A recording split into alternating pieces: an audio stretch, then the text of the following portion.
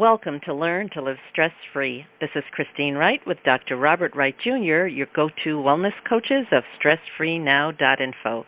Our featured guest today is Dr. Maria Nemeth, founder and director of the Academy of Coaching Excellence. Maria Nemeth, known as a master coach for purpose-driven leaders, helps purpose-driven people everywhere see their greatness and bring it all to life. Designed and refined over decades of work with people all over the world, her luminous life method turns timeless wisdom into practical skills that have helped tens of thousands to live and serve with clarity, focus, ease, and grace. As founder and director of the Academy for Coaching Excellence, she has trained thousands of people worldwide in the nonprofit, for-profit, and governmental sectors. She is a leading expert in leadership excellence, personal professional development, and financial empowerment, whose work has been featured on The Oprah Winfrey Show. A lifelong agent of social change, Maria has contributed in areas such as civil rights, racial justice, women's empowerment, health and human services, LGBTQ rights, and climate justice. Maria is the author of 2 highly acclaimed books, The Energy of Money, available in 5 languages, and its follow-up, Mastering Life's Energies, both of which have given people everywhere a way to begin putting success principles into immediate practice in their lives. Additionally, Maria is the author of the forthcoming book entitled Forgiveness. Our topic today will be the significance of her books, The Energy of Money and Mastering Life's Energies. Audience, welcome. Maria, we are so happy to have you back on our show again. Thank you for joining us. Oh, it's just great for me to be on this show. I so appreciate the work that the two of you are up to, and any way that I can support you, I'm really glad to do it. Thank you, Maria. That's really generous of you. We appreciate that. Hi, Maria. It was so good to have you back. And audience, you are in the line for another treat because we have the wonderful Maria Nemeth with her amazing style. You know, audience, Christine waxed and wanes about Maria's workshop that she took, and she is just itching to take another workshop with Maria. So this can be a mini sampling for you of what Maria's workshop might be like, or just to get an idea of what you might be missing here. So Maria, your first book was entitled The Energy of Money. Can you share with our listeners the key takeaway from that book and just discuss briefly how well it was received in the marketplace? Well, absolutely. You know, I wrote this book, The Energy of Money, after working with people for about, I must say, 8 to 10 years at that point, and their relationship with money. And so I had so much to talk about, so many stories to tell, and I decided to sit down and write this book called The Energy of Money. The whole premise of this book is that our relationship with money is arguably the most important relationship that we have. And it's kind of interesting.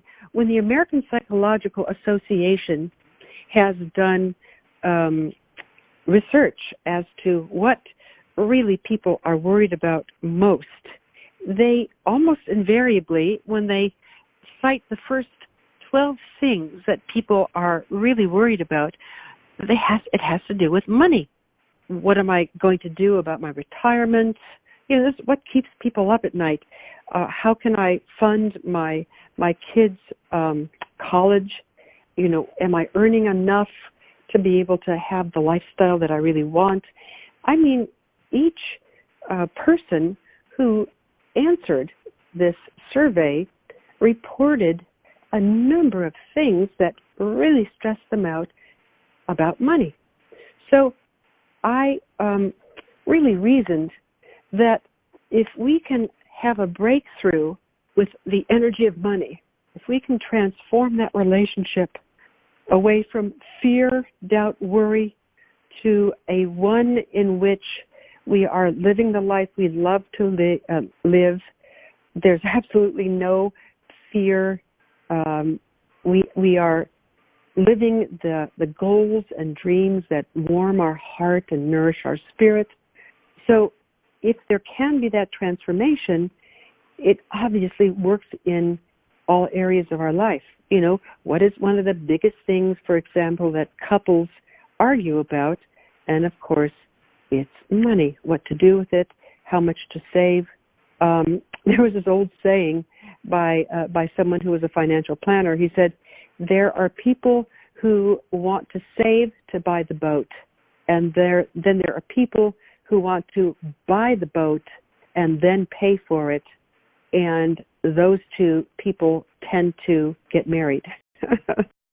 So that there are different viewpoints having to do with money in our relationships. So I teased out the 12 principles that people need to master in order to have the relationship with money that they would love. And it all came out of, as I said, my personal experience leading seminars. And the reason I had led seminars was because a number of years ago, it was, I guess, almost 40 years now, I loaned someone $35,000 on an unsecured promissory note. I didn't even know what that was, but I gave it to him because he promised me I could make 32% on my investment. And I came to find out that it was a fraud. It was a Ponzi scheme. It was one of those pyramid, like Bernie Madoff. And I was so embarrassed, Bob. I hid from people. And, of course, the more you try to hide from someone or something, the more it follows you. And sure enough, within 3 months of hiding from people after losing this money, because I lost it all, I got a call from the Sacramento Bee, and the reporter there said, Dr. Nemeth, we are really doing some research on this Ponzi scheme that has been following people in Sacramento. That's where I live. So many people have lost money. We need to know from a psychologist of your stature, what kind of a person gets taken by those deals? And of course, I was one of them. And I was so embarrassed. But being an extrovert, as I am, I just it burst through my mouth. I started telling her about all my problems with this Ponzi scheme. And at one point, to her credit, she did try to shut me up because she said, Dr. Nemeth, I'm writing an article on this. Are you sure you want me to quote you? And at that point, I said she might as well quote me, because if what I did can keep another person from doing the same thing, then please use the material. And of course she did. And people started calling me and talking with me about their relationship with money after they read the article.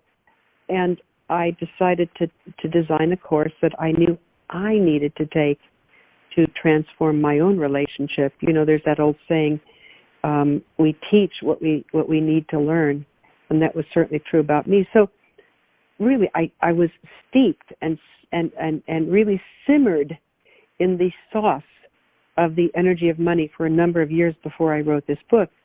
And I tell people this book, if you follow what it says, will transform your relationship with money, and read it very slowly, because it has a lot to it. There's just a lot in there. And don't think that you can read this book in a weekend, because every chapter has things for you to do to wake up. And the book got introduced to Oprah, and she had me on the show. This was years and years ago when she had the Oprah show, and she was talking with me about the book, and she had me coaching a mother and her 2 daughters about their relationship with money, and it was quite an adventure, and still continues to be, because I still get emails from people who either have read the book 20 years ago or who are currently being introduced to the book, The Energy of Money, and they're experiencing those transformations.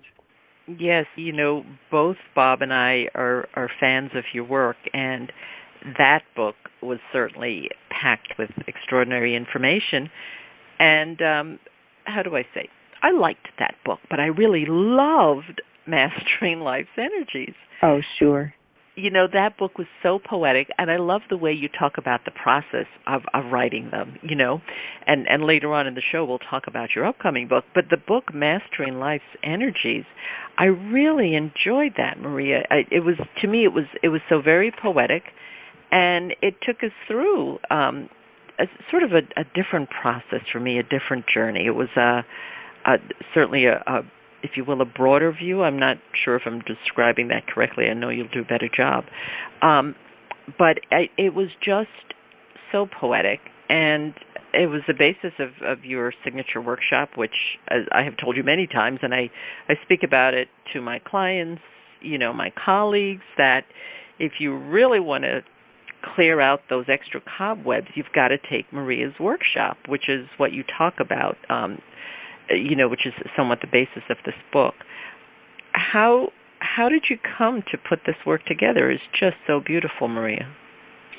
Well, you know what, and I am thrilled that you're comparing the Energy of Money with the Mastering Life's Energies book. There's those two books, and the Mastering Life's Energies book came after the Energy of Money.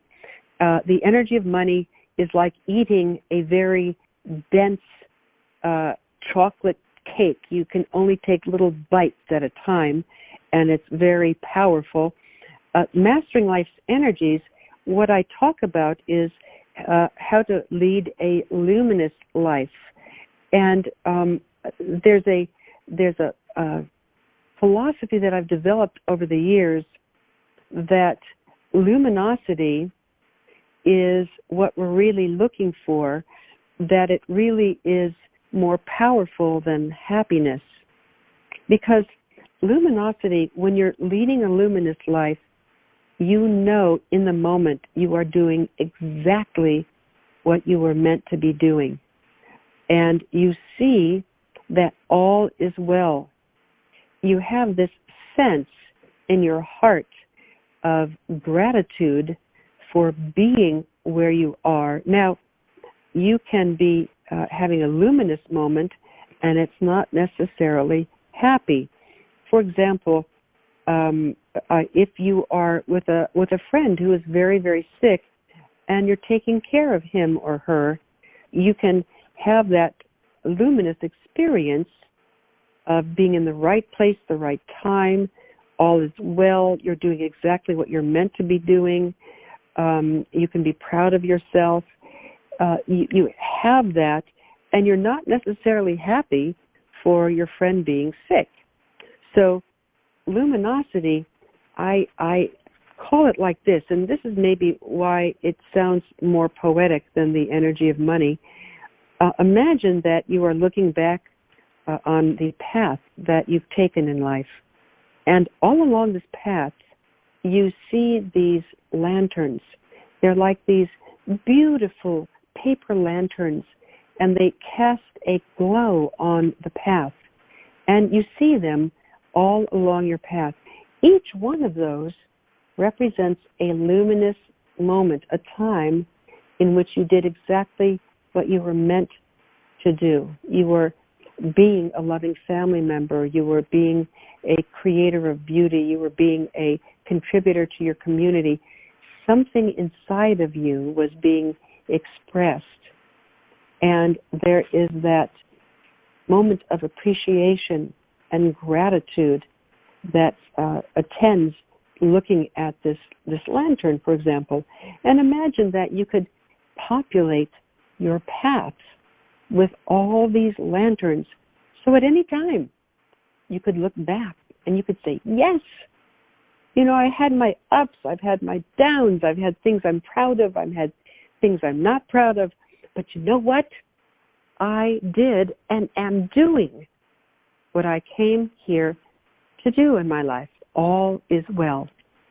And when people have that experience, when they're able to create that experience so that it's not just a happy accident, it's something that you know how to do, and I can talk with people about that in a moment, but The moment you know that you can create luminous experiences that you will enjoy for the rest of your life, then you have a sense that you're mastering the energies of your life. Am I being clear about that? Yes. Yes, that just was so fabulous, what you said, Maria, and so beautiful. And at this time, we'll be back in a moment with Learn to Live Stress-Free with our featured guest today, the wonderful Dr. Maria Nemeth, Director of the Academy for Coaching Excellence. Have you been procrastinating about completing an important project or following a treasured dream? Hi, this is Christine Wright. I specialize in helping my coaching clients to lay out clear, goal-achieving strategies. I show you how to quickly build your confidence and uncover and eliminate your habitual patterns of resistance and self-sabotage. Let me help you discover those meaningful insights that will get you to do what works so you can celebrate your successes. Go to stressfreenow.info/contact to let me know that you're curious about how to live your ideal life now. Again, that's stressfreenow.info/contact. Are you dealing with stress, burnout, chronic pain, anxiety, or unresolved grief? Dr. Robert Wright Jr., the Stress Relief Doctor, is an author, speaker, and stress management wellness coach. Co-host of the Learn to Live Stress-Free podcast series, Dr. Bob holds a Ph.D. in Transformative Studies and a master's degree in psychology. He is the author of the first published study to show the connection between stress reduction, grief recovery, and nitric oxide spiking and the relaxation response. He has a wealth of practical knowledge which helps you to relieve the stresses of everyday life so you can live longer and play with your grandchildren. Work with Dr. Bob and he'll give you the tools you need to dissolve your pain points quickly and effectively. Email him to find out how you can start to feel better at stressfreenow.info/contact. That's stressfreenow.info/contact. Welcome back to Learn to Live Stress-Free as we continue our conversation with our featured guest today, Dr. Maria Nemeth, founder and director of the Academy for Coaching Excellence. Maria, I think that's very true what you were saying about your book, about the luminosity, why it seems so poetic. And I tell you, I was very pleased, pleasantly surprised, when you mentioned that you're now working on a new book about the topic of forgiveness, because I think that is what so many people wrestle with. Bob and I in our work with clients, that what Bob talks a lot about is existential grief, and I think that it really ties into forgiveness, that things happen, and at least I know with myself, it's sometimes easier for me to forgive someone else than to forgive myself. That's one of the things that I've had to learn through life.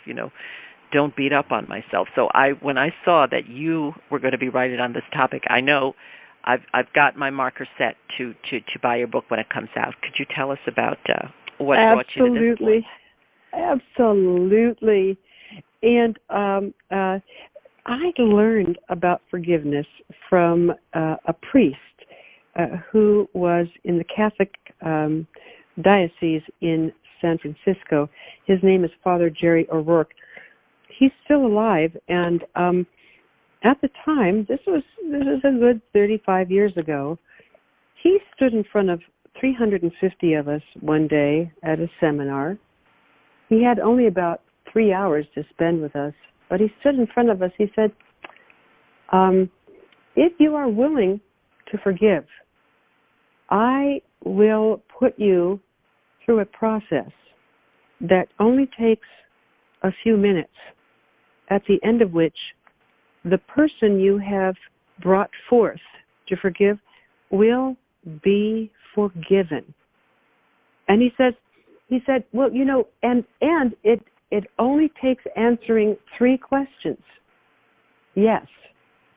And then he kind of, all of us were kind of looking around at each other, and of course, me being a clinical psychologist at the time, because I had not yet really switched to being a coach. As you both know, I'm coaching people now. I'm a master certified coach, so that I could run the Academy for Coaching Excellence. We're ICF accredited. But to get back to my story, in those days, I was still a clinical psychologist, and I remember being so skeptical because I'd worked with in those days, we called them patients. I'd worked with my patients for months and processed things so that they could finally get to the point of forgiveness. So I remember saying to myself, oh yeah, okay, I'm just going to try this out. I don't think it's going to work. But sure enough, he put us through this process, and 3 hours later, I had forgiven someone who I was sure that I couldn't forgive. It just wasn't possible. So I remember that after that was over, I came up to him. Everybody was rushing up to talk to him, and I kind of elbowed my way into the front, and I said, Father O'Rourke, may I please use these forgiveness questions in my work? And he said, of course you may.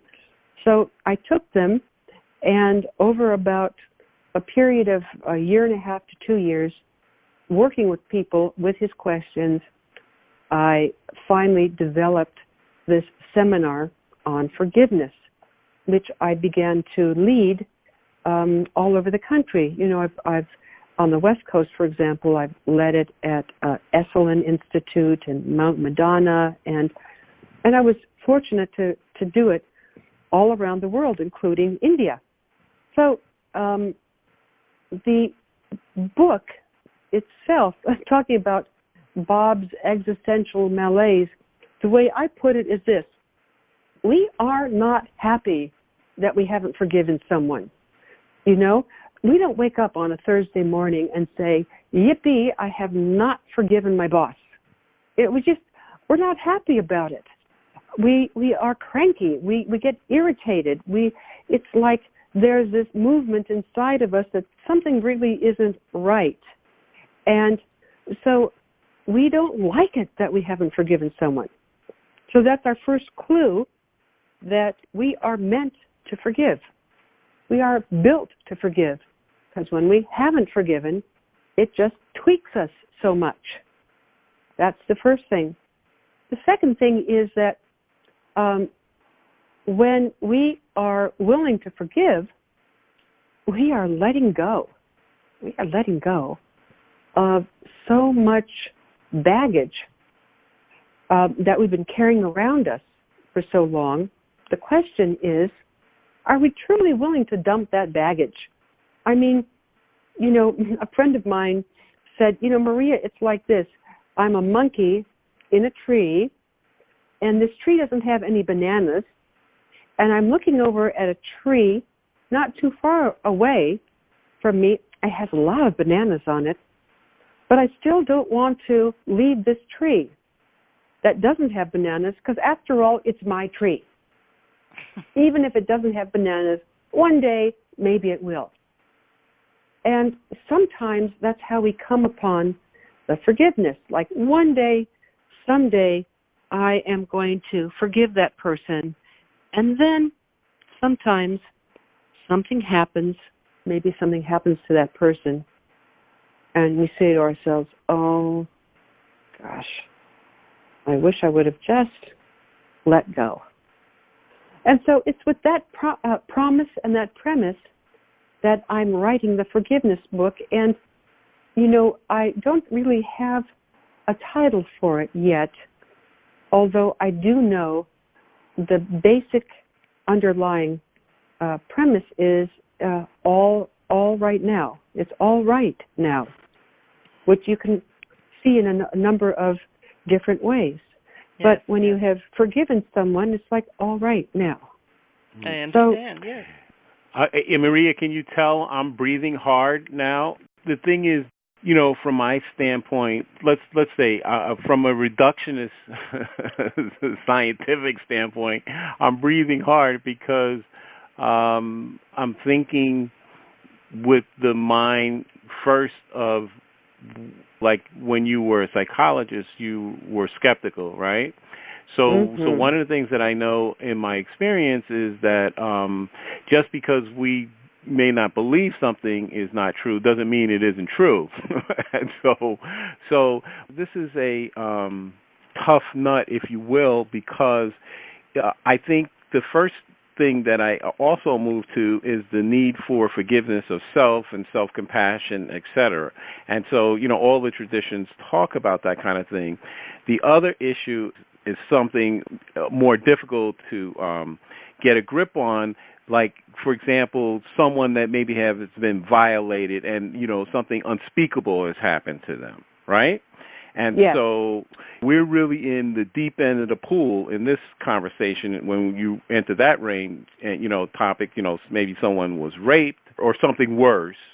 And so when you say, well, forgive that person for what they did, and since I just brought this issue up, because, again, I'm thinking of the people in the audience, and also it made me think of, since you mentioned Oprah's name, I remember years ago watching a show because I had not known certain aspects of Oprah's life, and she, I think she had on Peggy Lipton on the show.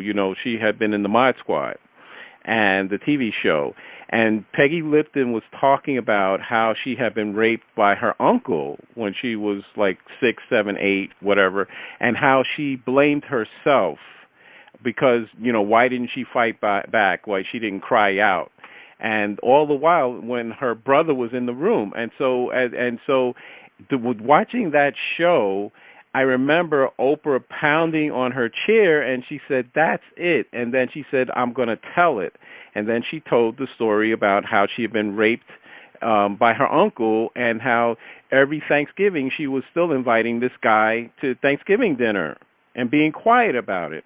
So the reason I say this is a tough nut is that I agree 100% that there has to be some kind of release. That's what the actual forgiveness is about. It's about the release.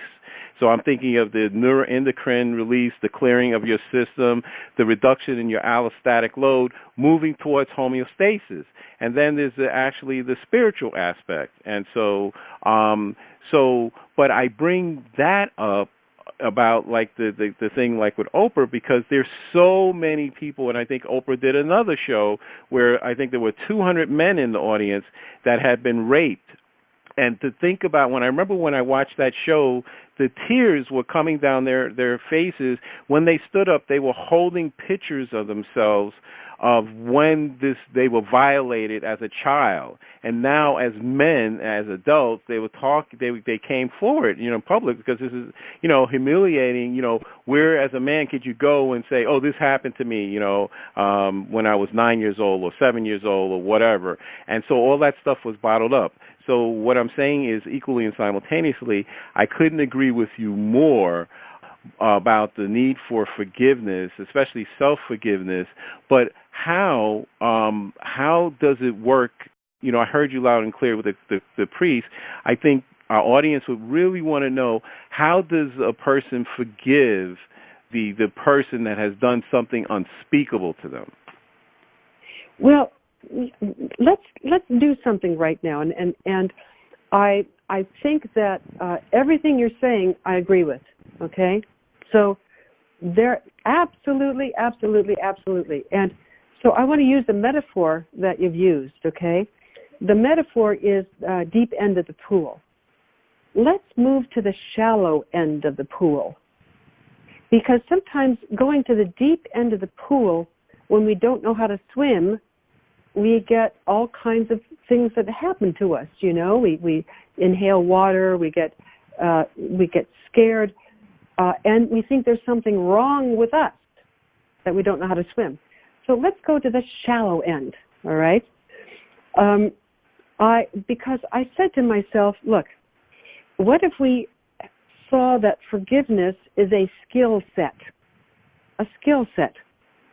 and if we were to take that premise, we'd look at people like the Dalai Lama, who says that, his greatest spiritual teacher, when he was asked a number of years ago, He said, my greatest spiritual teacher is Chairman Mao.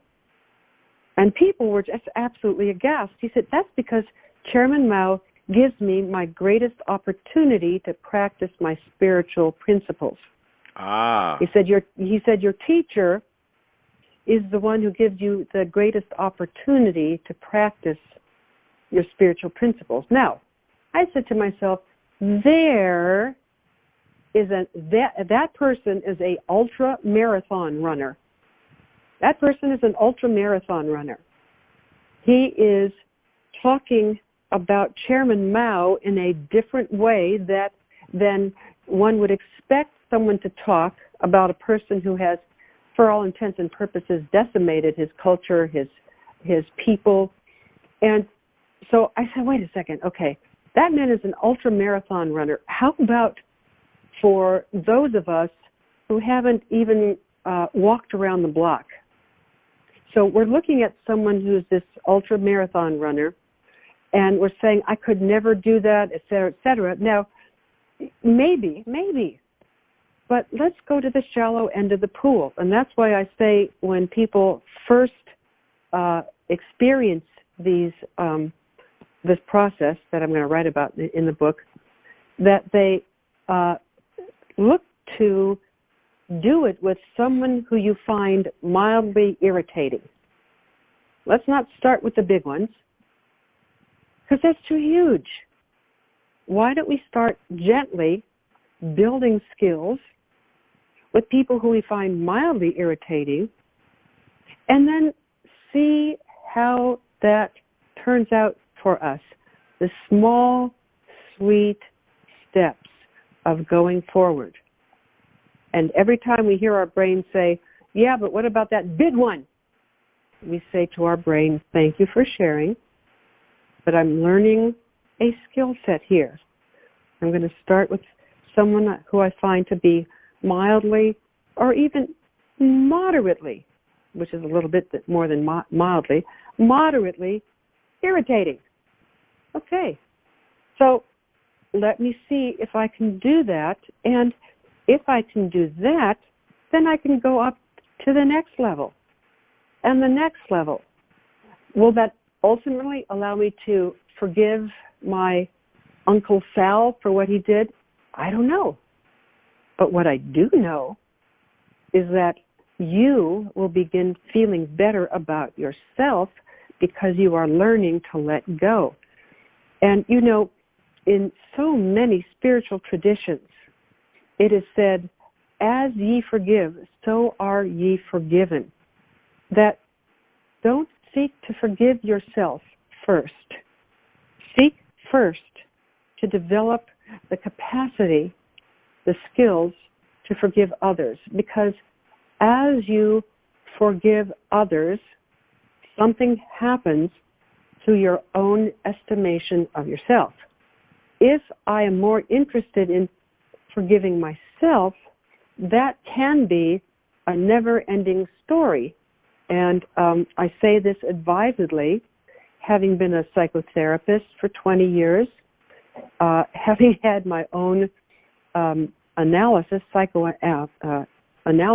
for a number of years, I became a student of the mind, as you can imagine. And I saw in what Father Jerry O'Rourke was saying and what he was doing with us, a pathway, a viable pathway to develop that forgiveness skill set. Where it's going to lead you, I don't know. But what I do know is that if you practice this, you will lead yourself into the possibility of a truly luminous life. Well, Maria, does that help? That was you answered my question, and that was a fabulous, fabulous answer. And I know that our audience really appreciates the fact that you opened and closed that door, and so that was wonderful. So I want to thank you so much for being our featured guest today.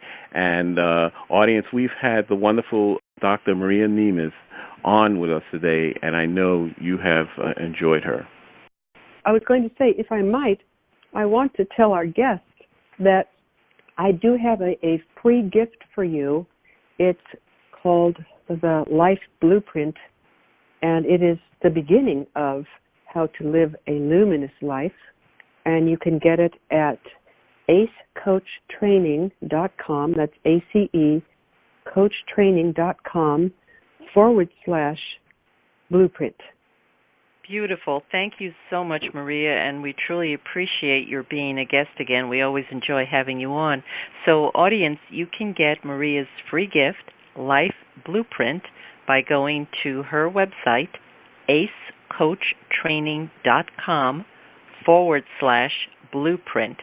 And you can also learn about the programs that she offers, and you can contact her there.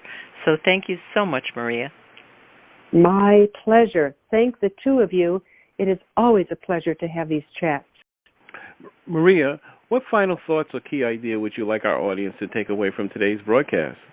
Well, I think the thing is that I always love people to take away, which is consider the possibility that there is nothing wrong with you.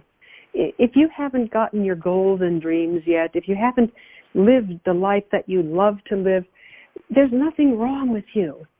All one needs to develop are skill sets. And the people who live the lives that they love, when you look, they've developed some skill sets that got them there. It's not just by chance or luck at all. So whether you ever study with me at the Academy for Coaching Excellence or someone else, please consider that these are just success skill sets, and you will see that all is well. There's absolutely nothing wrong with you. Wonderful, Maria. Thank you so much for being our featured guest today. So thank you, audience, for listening, and thank you, Maria, so much for being our featured guest today. Audience, wherever you are, whatever time zone you're in, I want to thank you again and let you know how much we appreciate your presence, and we certainly trust that you got some benefit from the information that was delivered in today's show. Of course, as always, we look forward to and welcome receiving your comments about our show.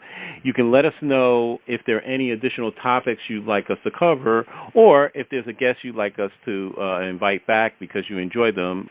Please contact us through our website with your feedback and suggestions. Remember, listeners, if you'd like to experience the same benefits our coaching clients get with us, including learning how you can get more results in your day and easy ways to dissolve your chronic pain, stress, and anxiety, then give us a call at 954-900-2179. Mention that you heard our Stress-Free podcast show, and you'll receive a free gift from us. Call today to schedule your appointment. For Christine Wright, this is Dr. Robert Wright, Jr. of stressfreenow.info. Until next time, be safe and be well.